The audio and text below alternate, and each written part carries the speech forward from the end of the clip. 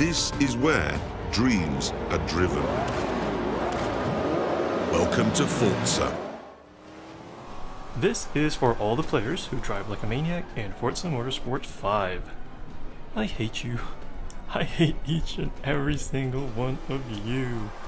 Then again, given how I let my little cousin play the game with my profile for several days, a lot of online folks probably hate me too.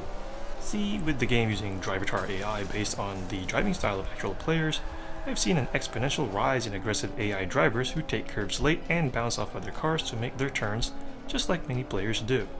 It's actually a nice addition that makes non-human competitors feel less robotic than typical driving game AI.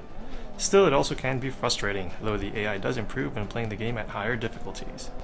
As Turn 10's first crack at a next-gen racer for the Xbox One, Forza maintains the great driving mechanics of the series while adding a new coat of paint via gorgeous graphics that make you want to lick your screen. Customizable driving preferences also make their return in the form of several driving assists that you can either turn on or off, allowing the game to be accessible to anybody from lead-footed newcomers to more savvy veterans. Turn on all your assists such as driving and braking lines, steering and braking assists, and cosmetic damage, and you get a more easy-to-control game. For the single-player experience, a rewind function also helps you recover from your own mistakes or a spin-inducing love tap from the AI at the expense of being docked credits. Turn off all the driving assists, however, and your car switches from a tame show horse to a bucking bronco, especially as you get into more powerful vehicles. It also teaches you to be a more careful driver, as trading paint with rivals can affect your car's performance, though it makes cheap shots by the aggressive AI even more infuriating. Speaking of trading paint, the game's excellent paint editor also returns, allowing talented players to produce some jaw-dropping designs. True confession, I tend to spend more time creating custom layers and designs for my cars than actually racing. I'm talking about being up till 4 AM painting, say, anime frogs on my vehicles. I just wish there was a way to import my layer groups from Forza 4 and save some time. Anywho, painting with custom shapes can be daunting for a lot of people, but quite addicting once you get the hang of it. The only downside is that earning credits with your designs isn't as easy as it used to be. Other downsides include a more limited selection of tracks and cars compared to Forza 4. While the addition of places such as my new favorite stage, Prague, is nice, the absence of iconic settings such as Nürburgring is quite glaring.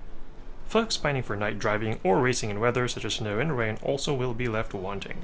The missions are certainly understandable given the game basically had to be rebuilt on the Xbox One, but it's still disappointing nonetheless. Microtransactions, meanwhile, are more pervasive and can be laughably expensive. Turn 10 helped alleviate that somewhat with an update that increased race payouts and lowered car prices, but the fact that you can't win cars anymore throughout the course of the campaign makes some players justifiably feel that things are tilting towards encouraging microtransactions. Loading times also are a bit long. All of this is a bit of a shame as Forza 5 remains an excellent racing game at its core.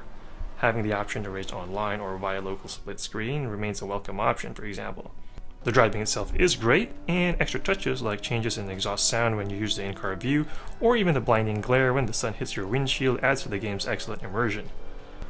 But for everything Forza 5 added, it also takes away a lot of stuff from past games, whether it be cars, tracks, or even car clubs.